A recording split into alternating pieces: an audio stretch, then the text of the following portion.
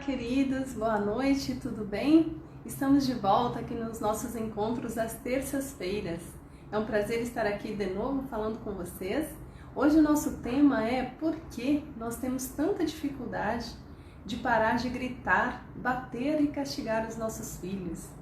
Por que, mesmo querendo, mesmo tendo consciência do quão isso é prejudicial a eles, por que nós continuamos fazendo? Por que nós temos dificuldade de empregar em nossa rotina, em nossa vida, caminhos e recursos diferentes do grito, da palmada e também do castigo. Meu nome é Luciana Santos, eu sou educadora e consultora parental, coach materna, advogada e mãe do Miguel. É um prazer estar aqui para falar com vocês. Então vamos lá? Deixa eu ver quem está entrando aqui. Vanessa, Samarinha. Oi meninas, tudo bem? A Michele, um prazer, vamos lá. Bom, para começar eu gostaria de perguntar para vocês, se vocês também já se sentiram assim, com aquele desejo de mudar a forma de criação dos seus filhos, mudar a abordagem, ter recursos diferentes do grito, do castigo, da palmada, ou até outras formas de violência, chantagem. E se sentiram frustradas por não conseguir, ou com receio de não conseguir, com medo das críticas, com medo de falhar em algum momento. Isso é algo muito comum. Isso eu recebo muito mensagens de mães que estão cansadas já, que querem mudança, que querem empregar um tipo de criação diferente para os seus filhos, mas que não conseguem. E elas se perguntam o porquê disso, O porquê é tão forte dentro de nós a nossa forma tradicional de criação.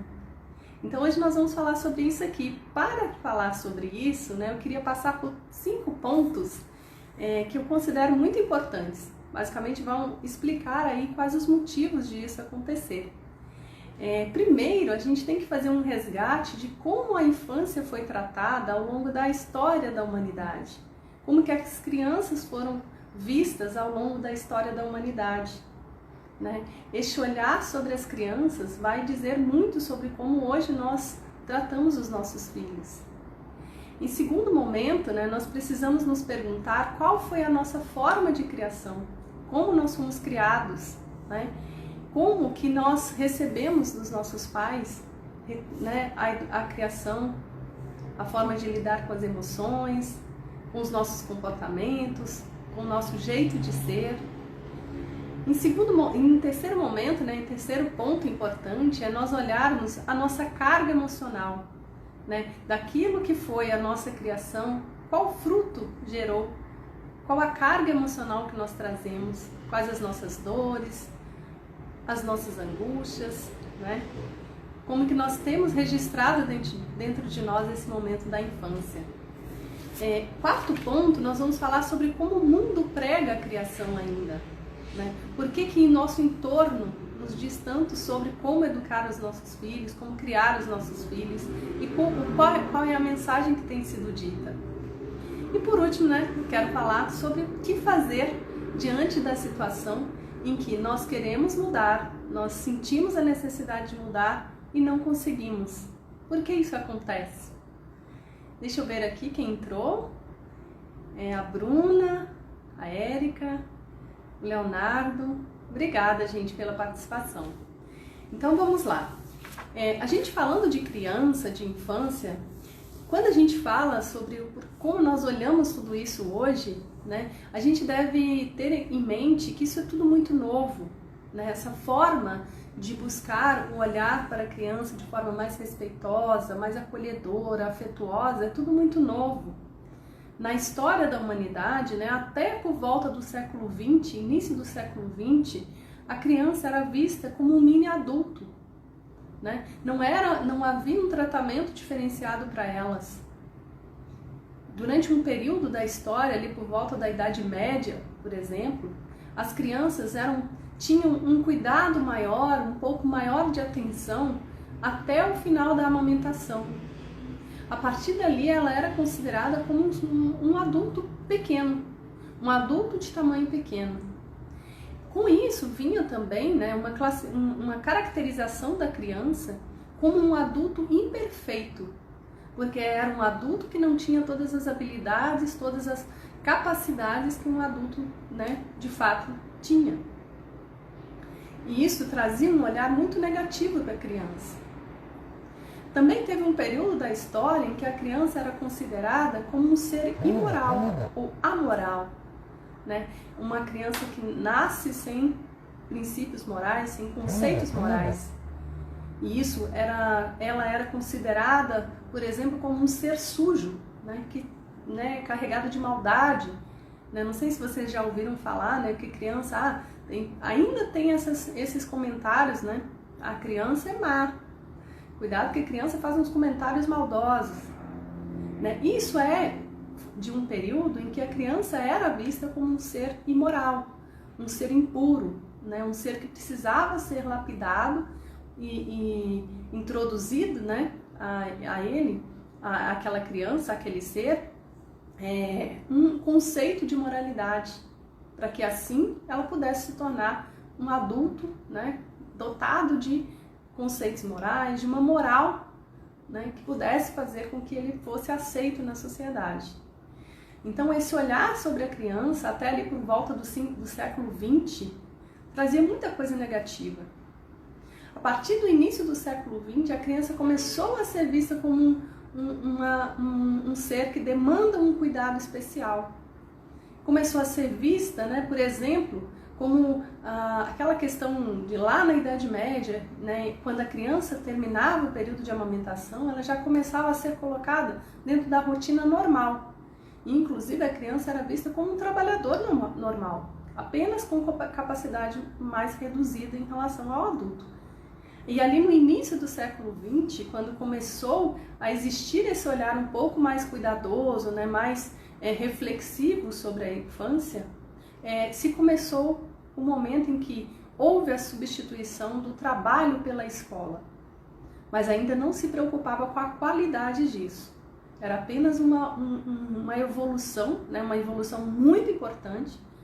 Né? Passou-se a olhar a criança, a infância, com um período que demanda uma atenção e um cuidado, um olhar do adulto muito mais atencioso, porém, né, com uma evolução para apenas uma questão quantitativa. Né?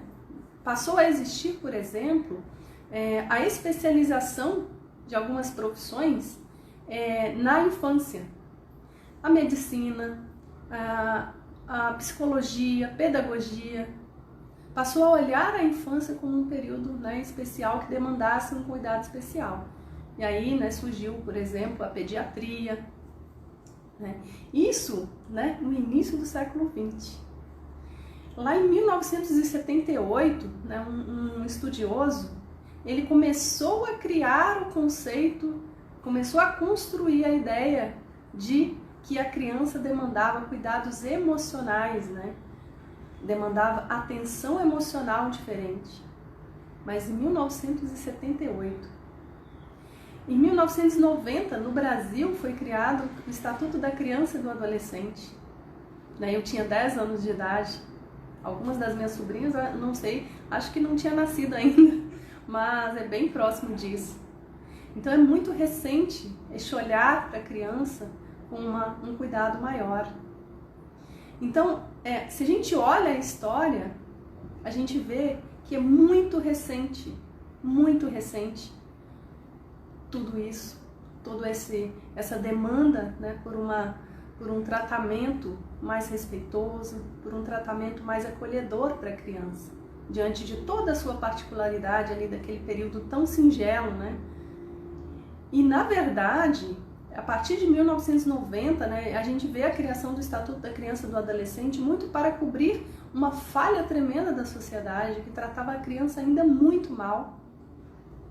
E isso, em 1990 até hoje, a gente viu, né, evolução, a gente viu sim. A disciplina positiva, por exemplo, é algo que vem se difundindo cada vez mais, né? Mas, se a gente for aprofundar um pouco mais, a gente vai identificar que isso ainda é presente apenas numa parte da sociedade. né, nas comunidades mais humildes, ainda isso está longe de chegar, né, sem nenhuma preconceito aqui, sem nenhuma avaliação quanto a poder chegar ou não. A gente está falando de uma constatação. E então, tudo isso leva a um contexto em que nós temos dificuldade de ver no nosso dia a dia pessoas que também estejam na mesma sintonia que nós. Isso nós vamos abordar num dos próximos itens. Mas então, para ter, né, uma ideia de como que a gente conduziu até hoje a infância, né, até, né, lembrando aí que a gente, né, já está num período em que essa coisa evoluiu, mas ainda é muito recente. Então, este é o primeiro motivo pelo qual a gente tem tanta dificuldade de abandonar essa forma de conduzir a nossa relação com as crianças, com os nossos filhos. Vocês concordam, pessoal? Alguém já parou para pensar nisso? Vocês já pararam para pensar nisso? Bom, então vamos lá, vamos para o próximo tópico. Vamos ver aqui, Diogo entrou, a Bruna Samarino, maternidade em dose dupla. Obrigada pela participação, pessoal. Então vamos lá, pessoal, vamos falar agora sobre a forma como nós fomos criados, né? O que a criação tradicional trouxe para nós, né, da nossa geração, como modelo de criação dos nossos filhos. Porque nós somos frutos, né, de uma criação, de padrões que nos foram ensinados, que foram empregados na forma como os adultos se relacionavam conosco quando nós éramos crianças. E aí, a forma tradicional de criação, ela basicamente é embasada, né, baseada no autoritarismo, no poder absoluto do adulto sobre a criança, né, no domínio do adulto sobre a criança. Sabe aquela ideia de que se eu não dominar a criança vai me dominar? Isso é muito presente, isso é muito forte. Isso basicamente muda tudo, né? Muda toda a forma como a gente enxerga a criança. Então, aquela disputa, né? Se eu não demonstrar que eu mando, a criança vai querer mandar em mim. Isso é muito presente na educação tradicional, né? O respeito, ele era visto como medo, né? O respeito é construído por meio do medo. O respeito é visto como obediência cega.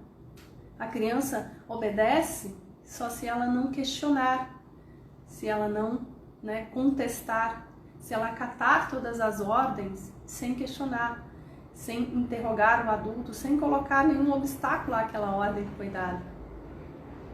Então, esta relação do adulto para a criança, né, e principalmente a questão do respeito, o respeito neste modelo de criação, ele só tem ele é uma via de mão única, né? Ele só vem da criança para o adulto, ele só é esperado da criança para o adulto. A criança deve respeitar o adulto, deve ceder às vontades, às ordens, aos comandos e ao domínio do adulto. Mas no contrário, não existia. Este olhar, né, no sentido de que a criança também tem que ser respeitada, não existia. E isso dita muito, né, como todo o resto. Se a gente, né, tem uma relação em que o respeito só existe de um lado, o outro lado, que inclusive é o lado mais frágil, né, numa disputa de poder entre um adulto e uma criança, a criança sempre vai perder.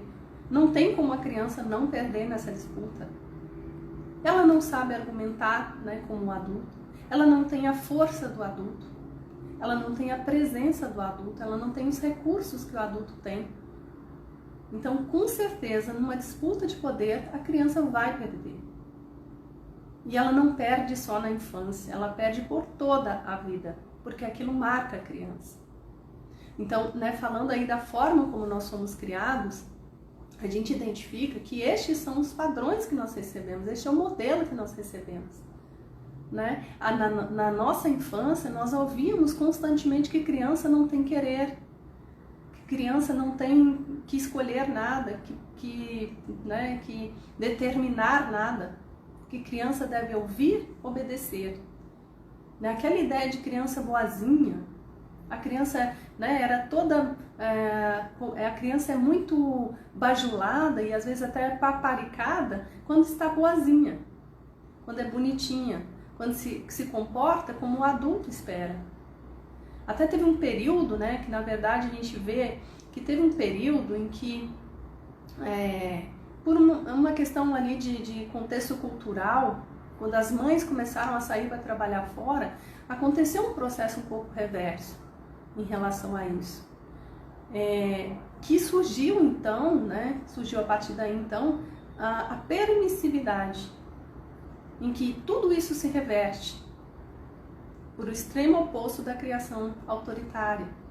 Aí a criança passa a ter domínio sobre o adulto, a criança passa a mandar no adulto, o respeito passa a vir somente do adulto para com a criança e não o contrário. E não, né, no sentido duplo, da criança para o adulto e do adulto para a criança. Então, este contexto, né, todo esse modelo de criação que a gente viu e que foi empregado conosco, né, estando num extremo ou no outro extremo, tudo ele é muito prejudicial. Ele foi muito prejudicial para nós e será prejudicial para os nossos filhos. Mas é o modelo que nós conhecemos. Então, por isso, qualquer coisa diferente disso vai nos soar como algo estranho. Vai nos causar dificuldade de lidar com isso. Né? Então, por isso que a gente tem tanta dificuldade, né, de olhar para tudo isso e assimilar e empregar no nosso dia a dia com os nossos filhos. Além disso, né, considerando a nossa criação, a nossa forma como nós fomos criados, nós chegamos à nossa carga emocional, a nossa carga, né, de crenças, de padrões. Esse é o terceiro motivo pelo qual nós temos tanta dificuldade de empregar uma criação respeitosa. Por quê? Na medida em que nós somos criados como seres que não tinham voz, que não era ouvido, que não era percebido, que não era considerado, nós criamos dentro de nós crenças a respeito de uma série de coisas. Nós criamos crenças de que chorar é proibido, nós criamos crenças de que contestar é proibido, criamos crenças de que sentir raiva é feio e que sentir raiva é só quem é mau. Nós criamos crenças de que tristeza é coisa de gente fraca. Nós criamos crenças de que colo vicia, de que colo é coisa de gente mimada. Nós criamos crença de que não somos amados, ou que para amarmos nós temos que servir incondicionalmente o outro e nos adequar incondicionalmente ao outro, aquilo que o outro espera de nós. Então, se nós criamos todas essas crenças, temos também dores, temos também feridas, e essas feridas ditam quem nós somos e dita a forma como nós nos relacionamos, seja com os nossos filhos ou com qualquer outra pessoa. Oi, Cris! Oi, Guilherme! Bem que você falou que não tinha interesse, mas poderia encaminhar para sua irmã, né? Que bom que você está aqui. A Mari entrou, que legal, Mari! Muito legal. Então, gente, continuando aqui, nós temos, a partir daquela criação, a partir daqueles padrões, das nossas dores, das nossas feridas, nós temos gatilhos. O que são os gatilhos? A partir da forma como nós nos relacionamos com o mundo, existem alguns acontecimentos, algumas situações, a partir dos registros que nós temos dentro de nós, que despertam em nós alguns sentimentos e algumas emoções que podem ser difíceis, né, de lidar. Por exemplo, se nós temos a crença de que o choro é proibido, o choro, né, de uma criança vai ser um gatilho para despertar em nós. Pode ser a raiva, pode ser a frustração, pode ser a tristeza. Isso aí depende muito, né, do temperamento e do impulso de cada um. Eu vou dar um exemplo, né? Eu sou uma pessoa que tem um temperamento, né? Depois vocês que me acompanham sabem, né, que eu estudo aí bastante sobre temperamentos, e eu, né, identifiquei em mim um temperamento mais melancólico. Que até hoje, conversando com uma amiga, a Mari, eu acho que ela está aí, e nós falamos sobre isso. O que acontece? Quando eu estou diante de uma situação que me desafia, uma situação que me deixa desconfortável, a minha reação automática é me recolher, é me entristecer. Então, quando, por exemplo, eu lido com o choro, que é algo que realmente, né, tem uma crença dentro de mim que o choro é proibido, quando eu estou diante do choro do meu filho, a tendência é eu me frustrar, eu ficar triste, eu me abater. Porque este gatilho, né, do choro, né, resgata em mim aquela memória lá de trás. E aí, né, a minha reação é aquela que é natural do meu temperamento, que é natural do meu instinto. Deixa eu ver a Feira aqui. Adoro ouvir a Lu, tem muito conteúdo. Obrigada, Fer. A Lena, oi Lena, a Marina, vamos lá. Então, esses gatilhos, né, eles vão funcionar como sabe aquele momento assim que falta só a gota d'água? É exatamente o que é o gatilho. Então, por exemplo, se eu falei sobre uma pessoa que é mais melancólica, que tende a reagir, né, se recolhendo, se entristecendo, se abatendo. Mas em outras pessoas que têm um temperamento mais da raiva, que tem esse impulso mais da raiva, da ação, um gatilho, por exemplo, do choro pode despertar a raiva. E aí a raiva, né, vai consumir essa pessoa, que ela não vai conseguir, por exemplo, pensar em como, né, conduzir aquela situação do choro de forma mais positiva, mais respeitosa, mais acolhedora. Aquele gatilho vai despertar nela, né, e vai resgatar aquela memória de como ela foi tratada diante do choro lá atrás, lá quando ela era criança. Né? Por exemplo, o gatilho da manifestação da raiva. Né? Quando a gente, né, lá atrás, nós fomos ensinados de que sentir raiva é feio, e nós criamos essa crença, quando nós vemos a nossa criança manifestando raiva, né, jogando coisas, brigando, gritando, isso serve de gatilho para a nossa crença, para os nossos sentimentos atrelados a essa crença, para as nossas emoções, e aí, a depender do nosso temperamento, nós vamos reagir de uma forma ou de outra. Né? No meu caso, né, repito, eu já falei que eu tenho mais o temperamento melancólico, então eu vou ter uma tendência maior a me recolher. Né? E outra pessoa que tem esse temperamento mais explosivo também, diante da raiva e da explosão da criança, ela vai também explodir.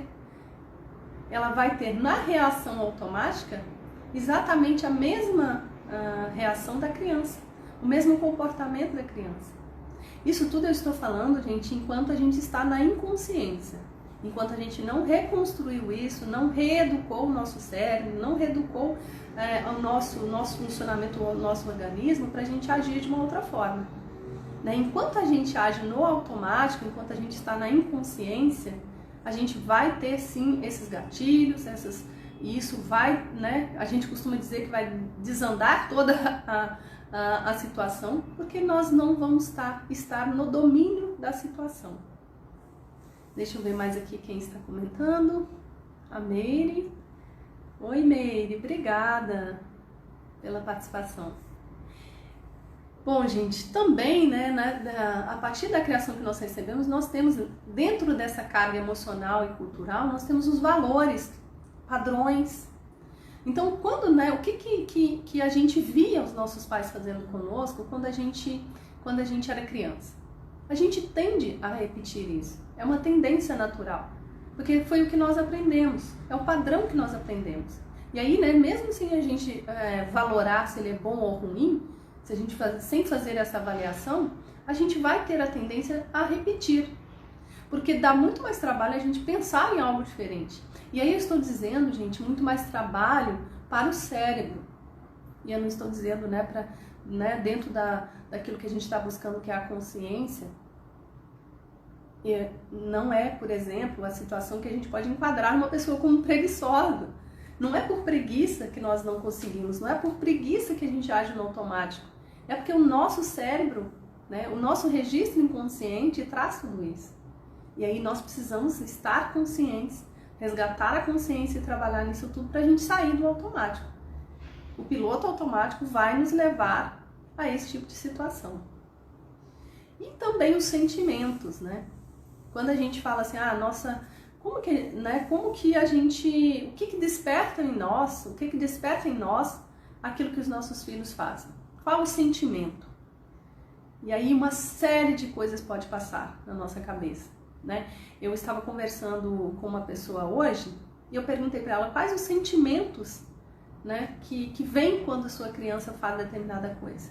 Isso é até muito comum, isso até em todas as conversas e atendimentos que a gente faz, a gente passa por isso. Por quê? Porque nós precisamos olhar o sentimento que desperta em nós, porque a partir daí nós vamos conseguir direcionar esse sentimento, repensar sobre ele, reeducar o nosso cérebro, nosso cérebro para fazer uma leitura melhor da situação e não, né, ter esse gatilho de despertar sentimentos e emoções que não ajudam, né? Então, tudo isso faz parte da nossa carga emocional e cultural. E que decorre, né, que a gente está falando aqui, daquilo que foi construído lá na infância. Claro que nós temos toda uma fase adulta, que nós temos toda uma fase aí de construção intelectual, de cursos, de leituras, de vivências, né, de outras várias vivências nossas da fase adulta. Mas o principal, né, a base de tudo, foi construída lá na infância. Então, se a base tem toda essa carga que nós estamos falando, né, o adulto vai ter muito mais dificuldade, se não for, né, a partir da consciência e da busca, né, o trabalho diário de reconstruir tudo isso, vai ser difícil mesmo. Né? E o quarto ponto, gente, é o seguinte: o mundo prega uma criação tradicional. O mundo prega o castigo.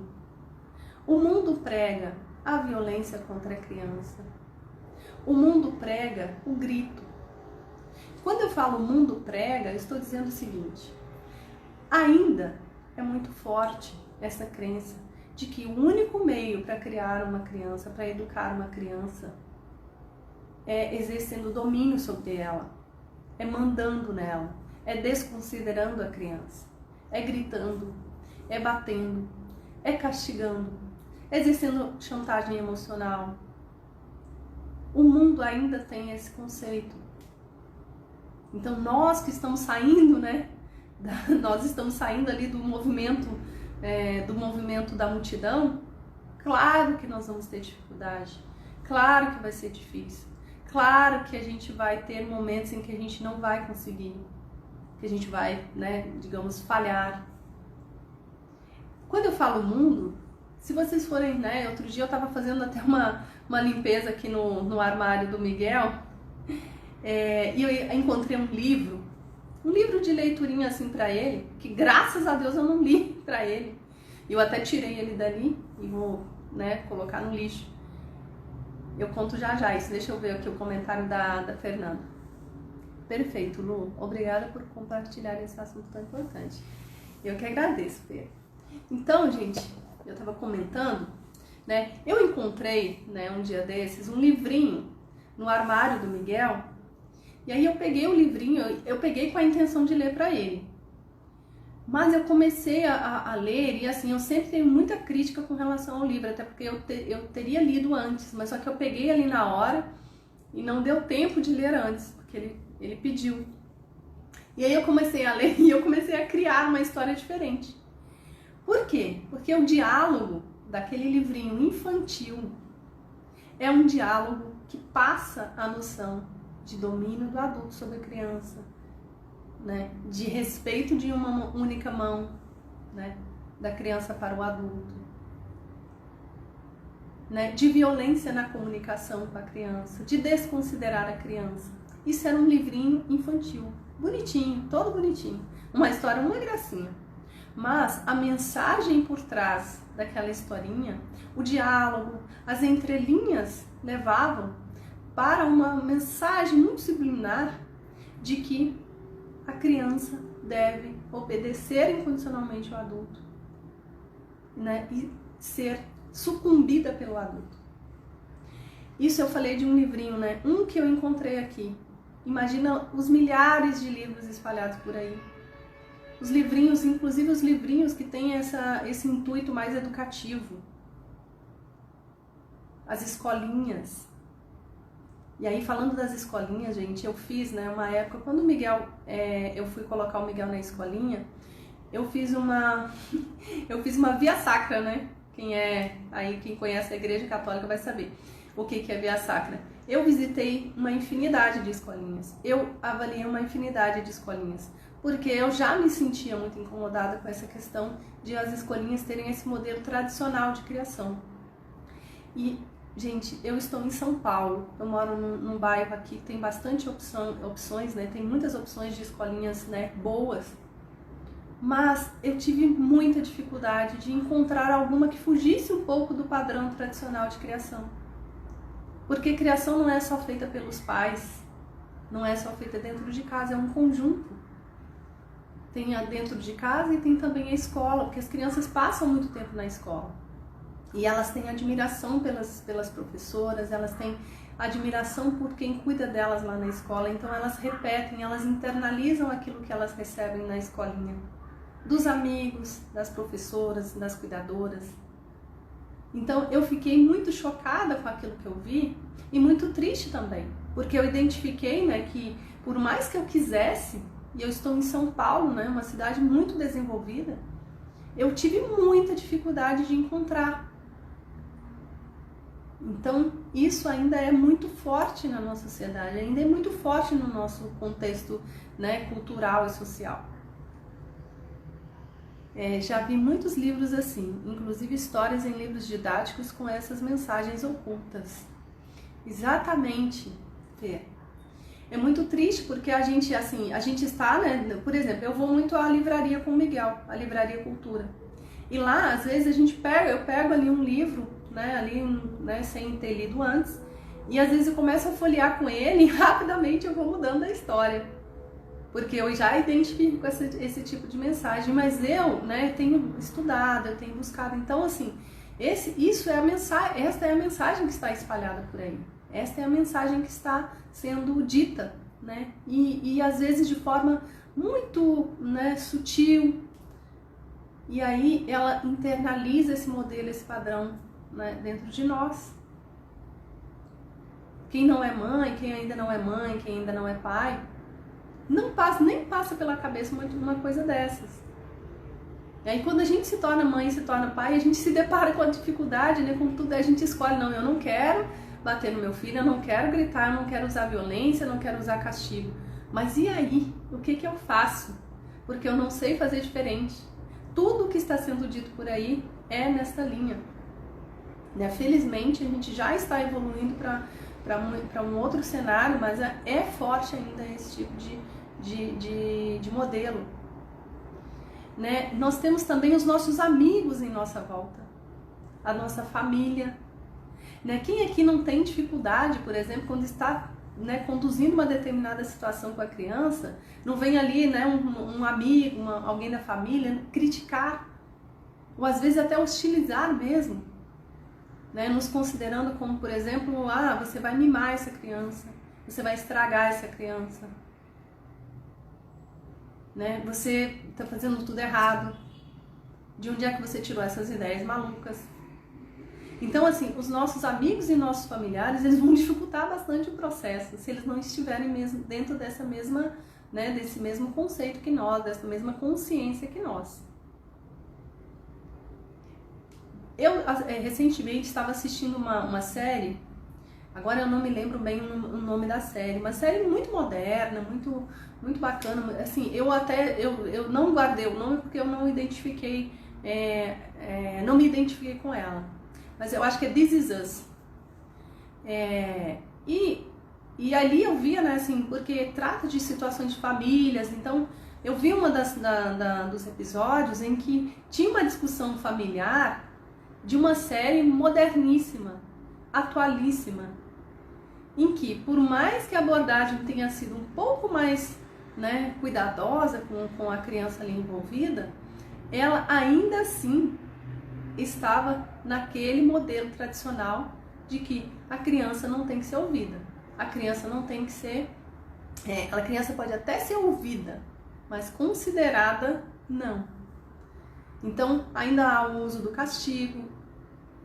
Um dia nós vamos falar sobre o castigo. E ainda essa semana nós vamos ter uma live, né, a Fernanda, aí do Quintal Infantil, e nós vamos ter uma live também sobre, por exemplo, os rótulos.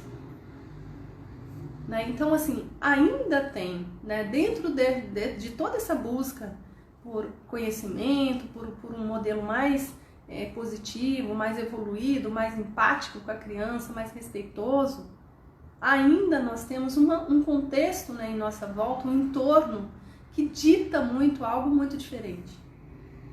Então nós vamos ter muita dificuldade de lidar com tudo isso.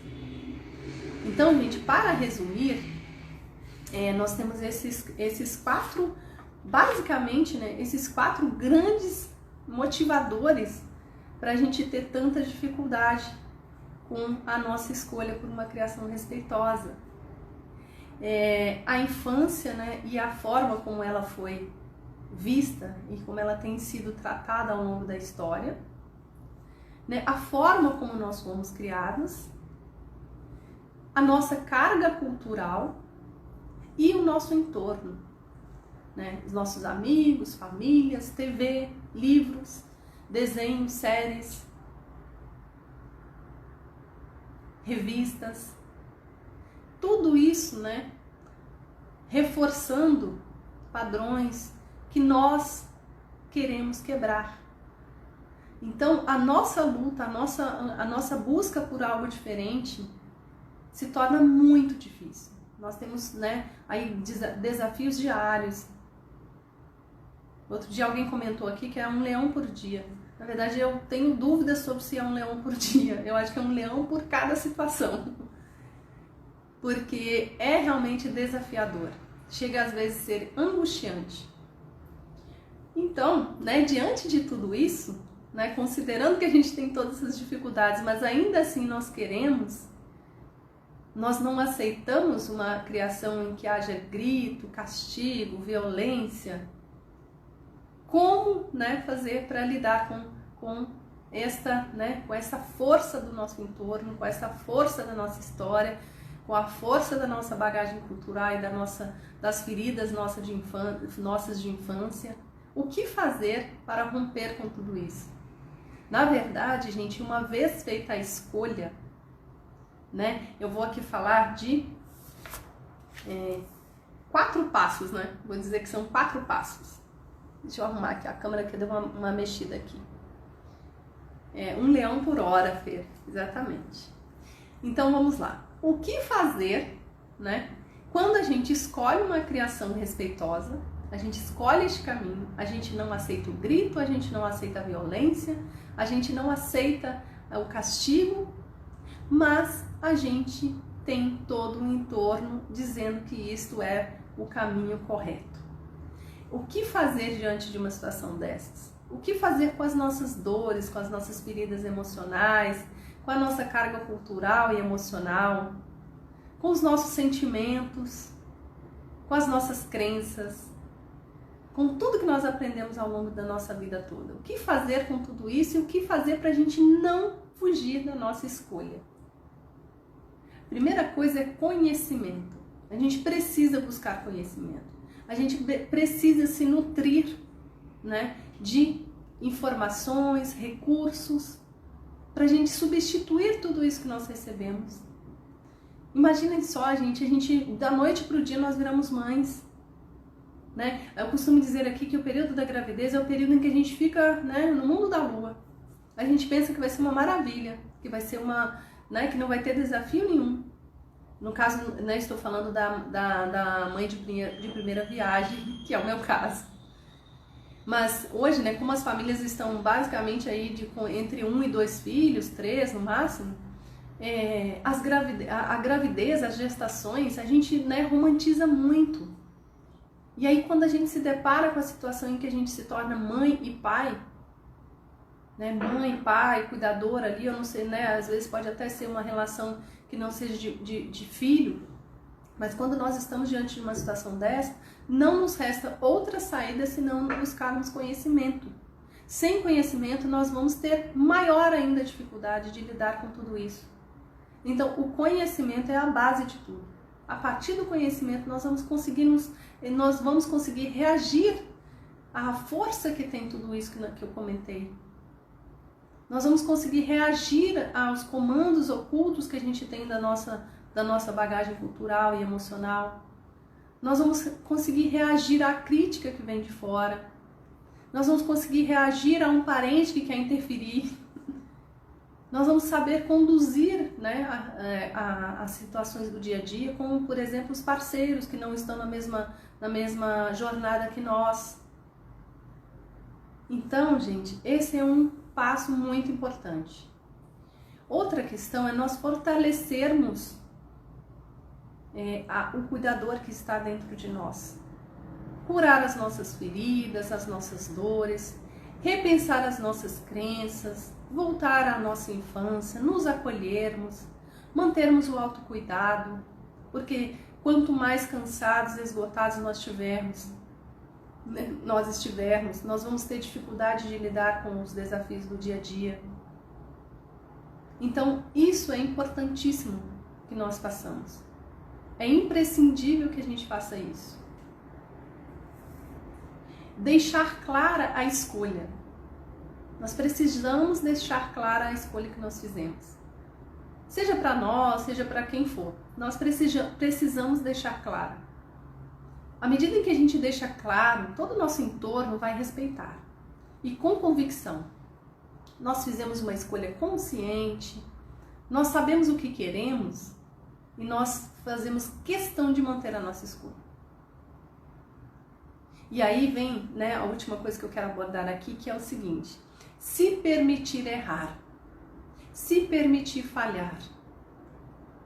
Se nós fizemos uma escolha consciente, nós queremos, estamos buscando conhecimento, buscando nos cuidar, buscando nos curar, deixamos clara a nossa escolha para as pessoas, né? Aí muito importante que isso seja feito também de forma respeitosa com a história do outro, né?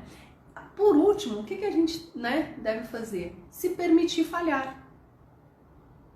Não é porque nós fizemos todo esse caminho que nós não vamos falhar. Nós vamos falhar 1, 2, 3, 1000 vezes. Mas o nosso compromisso tem que ser no sentido de que, ainda assim, a gente vai retomar o curso, a gente vai retomar lá da origem, que é a nossa escolha. E nós vamos nos acolher quando isso acontecer. Nós não vamos nos culpar, porque o que passou, passou. Cada falha, cada erro vai ser um aprendizado. Nós vamos procurar tornar, né, dessas falhas um motivo para a gente se melhorar, para a gente refletir. Vai ter um dia que a gente está mais cansado, que a gente não está, né, conseguindo processar tudo que a gente, né, que está vivendo ali nos desafios com a criança. Nós vamos ter momentos em que a gente vai ter, que a gente não vai ter vontade de, né, nós não vamos ter vontade de nada, a não ser de dormir, de descansar. Então o nosso compromisso não é com o resultado imediato, não é com o chegar no final do dia sem ter falhado. É nós acordarmos todos os dias com a certeza de que nós vamos tentar 1 milhão de vezes. Que se a gente não gritar uma vez no dia, se a gente não bater uma vez no dia, já é uma vitória. Porque, gente, mudança de hábito dói. Mudança de hábito é algo difícil. Mudança de hábito é uma coisa assim que parece como tirar um dente. Porque o hábito de uma vida toda, a gente quer mudar e ainda, né, somada a toda essa carga que eu comentei, né, a gente tem que ser, né, ter autocompaixão. A gente tem que ser acolhedor com as nossas falhas. Então, né, fizemos uma escolha, vamos manter a escolha, vamos ser, né, vamos ter compaixão com as nossas falhas. E, né, eu já coloquei aqui, eu comentei com vocês, né, no livro que eu lancei há poucos dias, eu falo sobre isso, né, sobre como que a gente faz Depois que a gente fez uma escolha, como que a gente faz para a gente se manter nela? Aí eu detalho um pouco mais, mas basicamente é isso, é um compromisso diário de, né, retomar o curso. É um compromisso diário de não ceder, de não desistir. Porque a infância passa em 12 anos. Né? A criança não pede colo por toda a vida. A criança não vai ficar chorando, chupando chupeta ou dormindo, né, recolada em nós a vida toda. Então, isso que nós estamos fazendo por elas agora é um gesto de amor. E quando nós falharmos, se nós nos acolhermos, é um gesto de amor por nós, que vai reverberar nelas, né? Vai refletir nelas, nas crianças, mas é primeiro um gesto de amor conosco. Então é isso, pessoal, hoje era isso. Obrigada aí por quem participou, foi um prazer enorme. Na quinta-feira de manhã a gente tem uma conversa, é uma mentoria online, né? Ao vivo. Né? Outro dia a gente teve a participação de uma pessoa que colocou ali algumas questões que trouxeram uma reflexão muito legal. E eu tenho recebido algumas mensagens ali no direct, então eu vou procurar responder ao vivo para que outras pessoas possam, né, também se beneficiar dessa reflexão. E aqui é uma construção, tá? Então, obrigada, espero vocês na quinta de manhã, às 7 horas da manhã, e na sexta, às 21 horas. E esta semana, na quinta, às 20h30, nós temos uma conversa gostosa com a Fernanda sobre rótulos, positivos e negativos. Como educar sem eles. E aí nós vamos falar por que nós estamos aí buscando educar sem os rótulos.